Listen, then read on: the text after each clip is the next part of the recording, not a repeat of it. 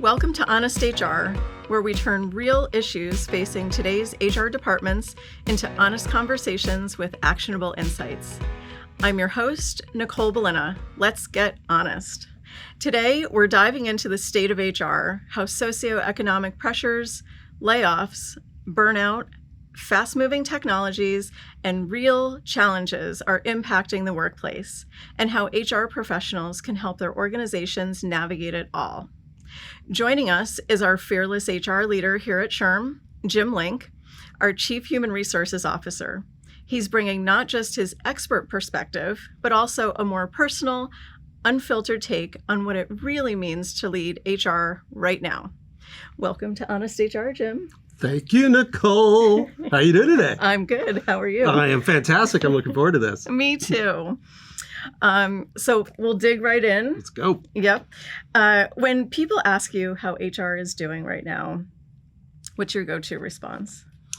I tell them that this is a time whenever HR leaders in general have an opportunity to really shine, because there are so many things that are happening right now, both in our society, in our communities, in our workplaces.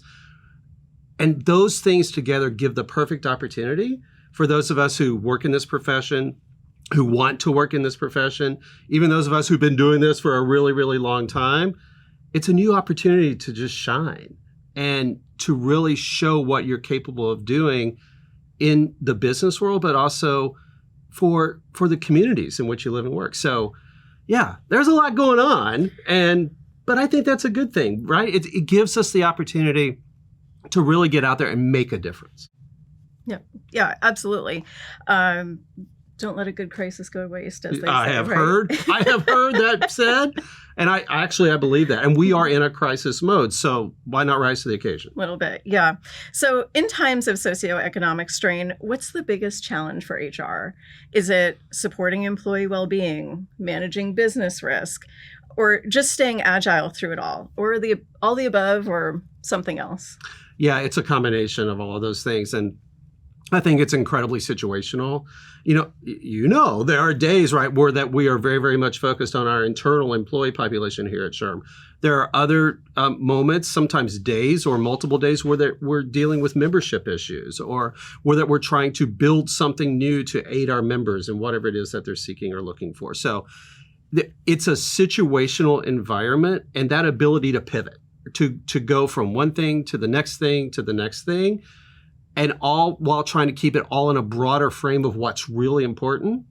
That's how we roll. And those are the important things, I believe, for anyone who finds themselves in a human capital advisory or leadership role right now, is to keep it in perspective.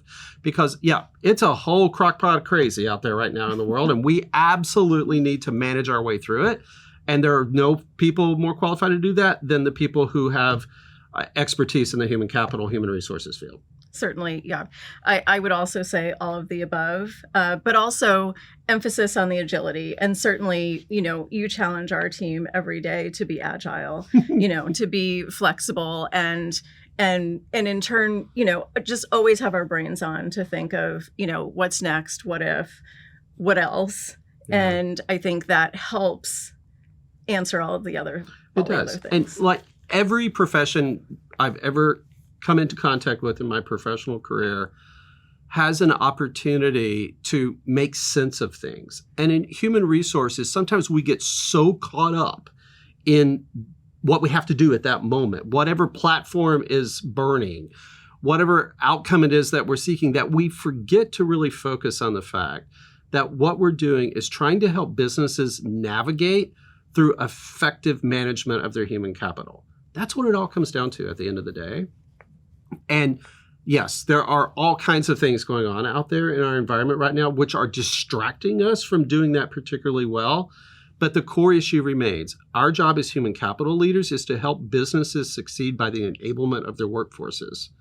Some days we're focused more on the business, some days we're focused more on the workforce, but at the end of the day, that is our objective. And if we do that particularly well, then both workers and the workplace will benefit.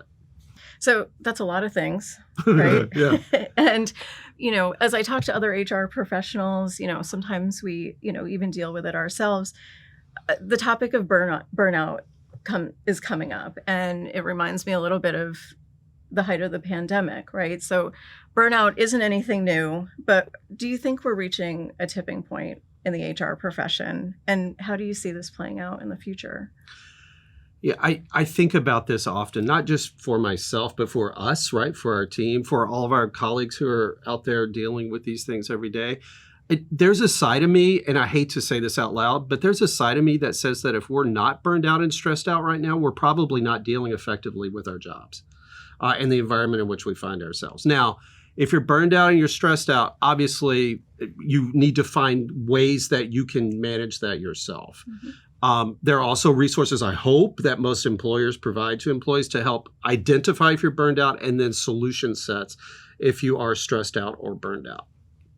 But all that to say, a sense of burnout happens whenever we feel like we're out of control, mm-hmm. not just ourselves personally, but the world around us. Now, we know that the world around us feels a little out of control right now. Matter of fact, it feels a lot out of control right now. So that means we need to find our center, right? Find our moment of calm or peace. And again, I know what I do. I do something physical, right? I take a walk. I ride my bike. I literally walk around the block sometimes.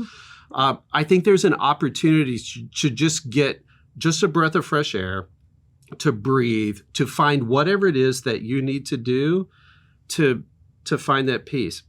Just the other day, I remember we were having a discussion, and I knew that I was in a place where I couldn't hear another word that anybody was going to need to say, or that y'all needed to say. So I'm like, pause. I literally did a couple laps around the building, right back at it, right?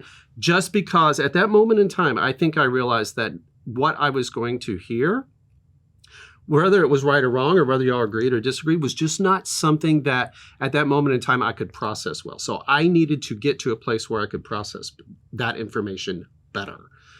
I think many times we don't give ourselves a timeout, right? Which is kind of what I did, sure. Right? I gave myself a timeout because you all deserve to be heard in that particular case. And what you said was salient and important, but I wasn't prepared to listen. Sure. I wasn't prepared to listen because I had other things on my mind. I was stressed out. I was burned out because of other situations.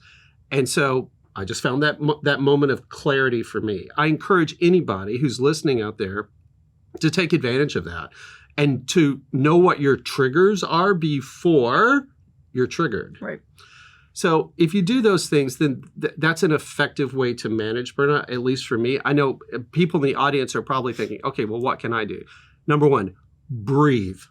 Take a breath. Take one or two, right? Take more than that if you need it. That's first. Second is find the thing that brings you some sense of peace or calm. Number three, utilize the resources that you have. And finally, realize that you're not in this alone. There are so many people out there, many people probably listening to this right now, who are thinking, okay, I know what Jim's talking about. I'm one of those people. If you are one of those people, take those 4 steps, or whatever it is that works for you. Find that moment of burnout before it's a moment of burnout, and think through how you're going to respond to a situation. And then if all else fails, I know in my mind, when I tell people this, they think that I've lost it. But I have this place in my head, and it's a meadow, and I can sit there, and there's a gurgling stream nearby. I know, doesn't that sound crazy? But I can picture myself there. I really can picture myself there. And that's where I find that moment of peace. Some people call it your Zen moment. Sure. Yeah, there are hundreds of names for those kinds of things. But whenever I need to recenter and refocus, I go to that meadow. Yeah, those are all good points. You've covered a lot of points, but I just I want to go back to a couple of them, and also give you a little bit of a pat on the back, because you certainly give us a safe space to be able to do the same things, right? Have the ability to have awareness when we feel like maybe we're feeling overwhelmed, or what may come out of our mouths next is not the right or appropriate response, or not the best reflection of you. Yes, the best reflection of me at that time. And so, it's okay for us to walk away from each other for that moment, and then we come back after some reflection. And so you certainly have created this really, lovely environment. Thank you. within our team that I appreciate and admire tremendously. And to the extent that, the entire team takes care of each other. Beth, your executive assistant, might remind you when perhaps your awareness isn't at the same level to say, like, she's been known to do that. Why don't you go for a walk, or, go check on your tomatoes, something like that. And so we hold each other accountable in that way, but it's better for all of us. It is. And I think the way a great team dynamic works is if you know the people that you work with well enough to know when they're up and when they're down and in the middle and when they need space to sometimes, like y'all sometimes just need to talk, right? Just need to say things to me to just make for sure that another living, breathing human being with two ears listens to what it is that you have to say. And I think that's important, right? We often underestimate that capability. Yeah. So the art of listening is still alive and well in any effective managerial role. And I still think the best bosses are those who listen to me when I have something to say, even if they don't agree with me. But I've always said I can always work in a place as long as I'm heard. Sure. You don't have to agree with me, but as long as I'm heard, that means I'm valued and appreciated. And for me, that's a calling card, right? That's a foundational component of what I need as a chief human resources officer. And I get that with Johnny, right? Whenever he and I are engaged in conversation. I'm sure I've said many things to him that he doesn't want to hear or doesn't need to hear at that particular moment in time, but he listens to that. Yep. I try to emulate that. And the best bosses I've ever had across industries and across the course of my career have been those who would just take that moment to hear what you have to say to. That's listening, right? Yeah. And that I think that's vitally important. Reduces stress, reduces burnout. Sometimes you just need to get things off your chest in the right way. Yeah. And I've never received, like from you and your colleagues and other people I've worked with over the course of the years, I've never heard anything from any one of those people that today I think was the wrong thing to say at the wrong time. Yeah. Yeah. Yeah. I mean, we're very fortunate, right, to have each other. There's certainly been times in my career where I didn't feel I had a great boss, or I felt I could go to them and say, I'm not feeling my best. I need, can I get this off my chest? And to that, how long did you stay there? Yeah. In those jobs? I hope not long. Probably longer than I should have. There you go. But I'll tell you why, because, sometimes you have to look for external avenues, right? And at that time, that's really when I became involved in my local SHRM chapter. Mm-hmm. You find other HR professionals, you find your people who then take care of you, that you might not have at work. That's right. I believe in external networks, by the way. For sure. I think a term today that people use to describe this is your own personal board of directors. Yeah. That's a great term. I had that a long time before it was cool to have your own personal board of directors, because I needed those people to keep me balanced and also to bounce things off of. There have been multiple times in my career where I'd pick up one of those people who's in that network of mine and trusted colleagues who I'm like, why is this bothering me? Why is there a little tickling at the back of my neck? What is this? What am I missing? Yeah. And there have been times whenever I've been completely enlightened by what those people had to say. There have been other times whenever they're like, Jimbo, you need to get over it, buddy. This, whatever's going on, you just need to forget about it, because that little tickling back there is you just not comfortable with the outcome. And in those cases that I recall, they were absolutely 100% right. Yep. But that network of people that you trust, and it can't just be HR practitioners, by the way, even though that's a good start. It needs to be, people in your community, people that you trust, people that you just gel with, right? Because of who they are and what they believe and how they act and how they respond to things. So my network is this hodgepodge. Is that a word? Modgepodge of all kinds of very interesting people. And I will, call them or utilize them. Sure. Used to be phone calls. Now it's a quick text and sometimes followed up by a phone call, but it's vitally important. Sure. Yeah. So having your people, and then just wanted to revisit one more thing you said, and then we can move on to the next question. But, HR professionals actually leveraging the resources that we are promoting to our workforce. And so, we've got a number of wonderful mental health resources here at SHRM that we can lean into, and I think we're very, very fortunate in that way. So, it's perfectly okay for HR people to lean into the resources that they're providing to the rest of their organization. Matter of fact, if you don't have mastery of those resources, how can you, with any degree of effectiveness, recommend those to other people? Yeah. I think the most powerful testimony you can give is, hey, I hear you. I didn't have your exact situation, but I had a similar one. And when I dialed or whatever, right, that resource, this was the experience I received. It's all about setting that expectation. Yeah, absolutely. So we're seeing a wave of reductions in force, RIFs, as we call them, or realignments, restructuring, all of those things. What role should HR teams play, in helping organize those scenarios within their organization? Well, I've never trusted anybody to do it correctly except those of us in human resources. So I hope the human resources leader is playing a starring role, right, in that production. And is that glamorous work? The answer to the question is no. It's the antithesis of glamorous work. But it's oftentimes necessary to right size, to restructure, to do whatever is necessary. A business is just like any other living, breathing entity in that it needs to be able to adjust to its environment, to respond, to put on a coat when it's cold, to shed that coat when it's warm, to do whatever else it is that any other living, breathing entity would do to adapt to its environment. It is our job as human capital leaders to understand those environments uniquely and deeply. Then to go to our leaders, to our colleagues, and say, look, here in this environment, these are the things that are causing us problems, or upon which we're not performing effectively, or in any other way you're providing guidance to the business. Now, that means sometimes you need to shift reporting lines. It means sometimes you need to go find a particular talent or skill in the workplace and bring it in. Sometimes it means that you may need to shed some resources that you have today that are no longer necessary for the effective operation of that business.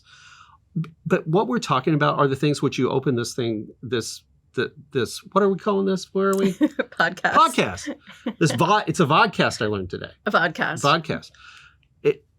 What you started with was agility and flexibility and adaptability. And I add collaboration and entrepreneurship with an I, right? Because our ability to be that creative entrepreneur within a space is so vitally important. So when you put all those things together, human resource leaders have that capability to understand their markets, their micro and macro environments, and then build effective plans. I have never gone to a CEO or any other leader I've had in the course of my career and said to them, based on these observations, here are a set of those observations I'd like for you to consider. No one to this day yet has kicked me out of their office whenever I've said that. Yeah. Now, sometimes they've said, well, what do you mean? Where'd you get that? How in the world did you come up with that? I mean, all those things have happened. But the outcome was there was somebody in the cases I'm describing to you, it happened to be me, but I know it's many of the people that are in this audience out there. They're picking up the vibes of what's going on in the world around them, and they are trying to help their organizations survive and thrive. And those kinds of things are vitally important. And if we do nothing else well as human capital leaders, whether it's a reduction in force or a massive upskilling, adding new staff, whatever it is, it can work on both sides of that equation, obviously. We have to own it. We have to be good at that for the reasons leading up to it, and then we have to execute it flawlessly. But that's a lot for HR professionals. All of the things that we're talking about warrant, I think, long responses. Joking aside, because they're complex, right? And I think sometimes people try to bucket HR in very clean ways, right? By function. Recruiting, talent management, total rewards, comp, right? But none of those stand alone. No, they don't. Matter of fact, if we're doing our jobs well, they're seamlessly integrated. Yeah. Yeah. And it's all of those things. And right, you talked about the agility and flexibility. And, I think also we started off the conversation, HR professionals have to be aware of what is going on outside of our buildings, the socioeconomic climate, all of it, the marketplace, and have a really good understanding of that to make decisions internally. And then internally, you're talking about change management, having a really good understanding of the talent that you have in your building. Those are, I think all of those things combined are what helps, inform those reorgs, the RIFs, and so that you can do something which is incredibly challenging in the most effective way possible. You mentioned something that I think is really important. Change management is, in many ways, the most quintessential skill that a human capital leader can possess. Matter of fact, if no one else in the entire organization is good at change management, it should be that person who sits in the head of human resources seat in that organization. Whether you're a plant manager or a plant human resources manager, or you're a CHRO, or you're an entry-level human capital leader in your organization, or whether you're fresh out of college learning how to do this, if you possess that skill in spades, you're going to do quite well in the human capital space. There's no doubt in my mind. Yeah, no, absolutely. So now I've told you about my change management theories, right? I don't believe any of that stuff in change management theories. You should read all those books, right? You should know every change management theory out there and get yourself smart about those things. And then you should throw them all away and consolidate the change management practice that works best for you. Yeah, of course. As a leader, right. And for the place in which you work. I think sometimes I get off on a tangent about this because there are so many people who want to follow a particular model. Sure. Whether or not it fits the circumstances for that particular place, leader, environment, situation, whatever. Don't do that, right? Yeah. Please don't do that. Know all the theories, and there are some good pieces in each one of the change management theories. And then find the one that works for you as a leader and for the place in which you're employed. Yeah. That's the best change management practice you can ever deploy. Oh, for sure. I mean, when I see someone coming with a very clean, framework from John Cotter, I know for sure this is their first time. This is their first rodeo. Oh, yeah. Nothing that we're going to do for the next, 30 days is going to fit in those boxes for sure. But it goes back to adaptability, flexibility, right? I mean, fine. Use that as your starting point and just get prepared for a lot of edits because those edits are going to come as situation changes, as the environment shifts around you. And never for one moment believe that is actually going to be what's going to happen in that order, because it won't. Sure. Yeah. Good points. So just as a quick follow-up, do you think we'll see more or fewer layoffs coming in the next year? It's a good question. And like most economists, I'm going to give you my answer. And then if I'm wrong, no one will care. Right. But kind of here's how it works. We are in an environment right now of rapid change, driven primarily by technological capability. So the speed and pace at which redundancies or layoffs or changes in how people are employed is going to come at us is going to increase. What the really smart companies are doing is they are thinking about how to upskill their employees so that as this rapid technological change comes upon them, those employees are ready. Organizations that aren't thinking about this should be, because they're the ones who are going to find themselves in one of those moments in time where they have to make really hard decisions about their competitiveness in the marketplace, about the capability and competencies of the employees they have, and where the leaders in those organizations are actually taking those companies. I don't want to work in one of those places where it's an afterthought. Sure. I want to work in a place like here at SHRM where there is an investment in the employees to bring them up to a new level of skill. I talk about upskilling, new skilling, and reskilling, and all three are applicable in most organizations in which I've been employed anyway, including here at SHRM, because our capability to serve our members and our various customers and audiences will only be as good as our own ability to adjust from within. So we're all over that. I know we're all over that. And I think most people who work here feel that we are all over that. Sure. Because that lack of ability to adjust and shift is what will lead to the demise of those who do not do it. Again, I probably sounded like an economist whenever I said that, but here's the deal. We're going to see more of these shifts. Do I think that number of people hitting the street is going to rapidly increase or decrease? No. But I do believe we're going to see a pretty steady pace of companies making adjustments to deal with the impact of technological capability, either on their competitive marketplace or on their workforce itself. And those companies who adjust will make the decision at some point in time that they need to continue to trim their workforces. Sure. So steady pace. Yeah, I think, looking ahead, and I feel like you've kind of answered this question, but I'm going to give you some time to add on specifically. Good. But looking ahead, how do you see AI and technology continuing to shape the role of HR? And what skills do you think will be non-negotiable for HR leaders? All right, hold on to that last part, because that's going to be interesting. Human resources leaders in organizations, human resources employees across organizations should own HI for their workplaces. Did I say HI? That's human intelligence. Yeah. You should own both human intelligence and artificial intelligence for your workplaces, right? Matter of fact, here at SHRM, we believe those two things put together, HI plus AI, gives you a great ROI. No doubt about it. Matter of fact, I think that those numbers are actually exponential for each other, right? I think human intelligence exponentially increased by artificial intelligence is going to produce so much more favorable outcome, not just for the people who have that intelligence, but for businesses and our societies. 100% believe that. So technology will continue to move. It'll continue to increase in the pace that we're seeing now, if not get faster.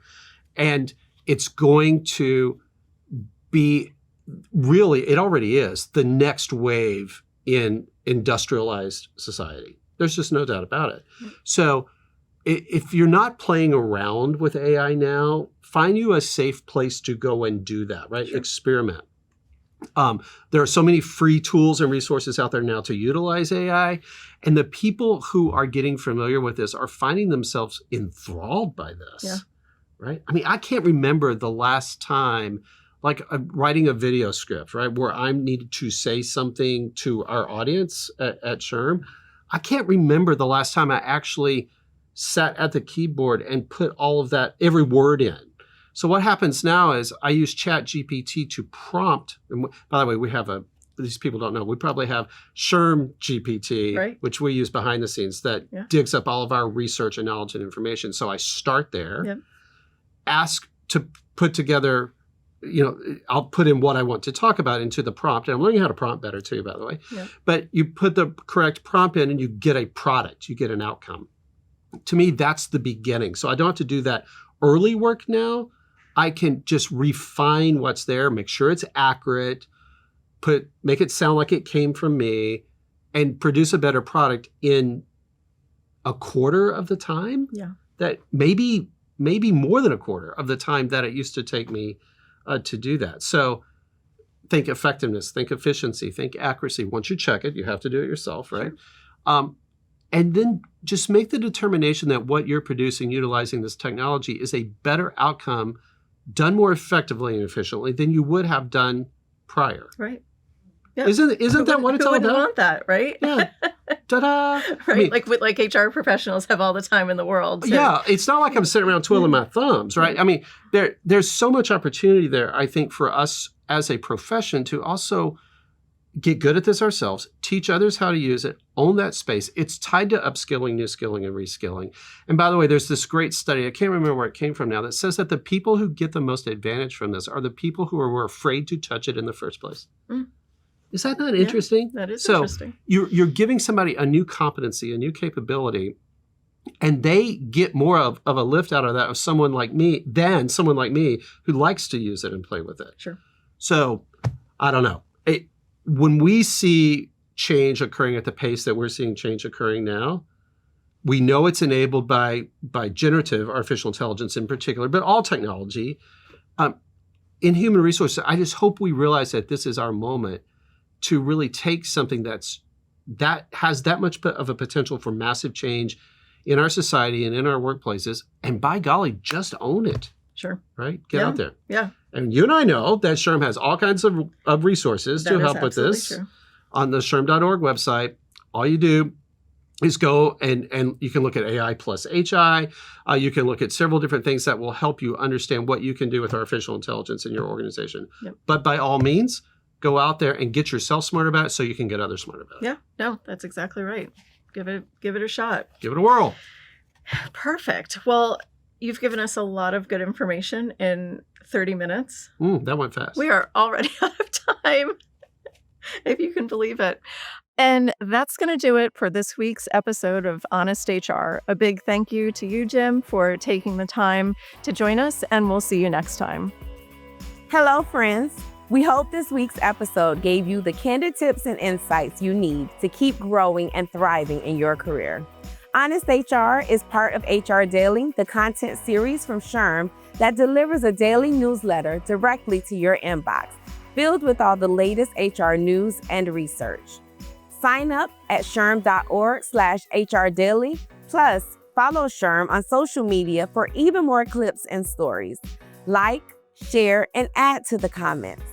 Because real change starts with real talk.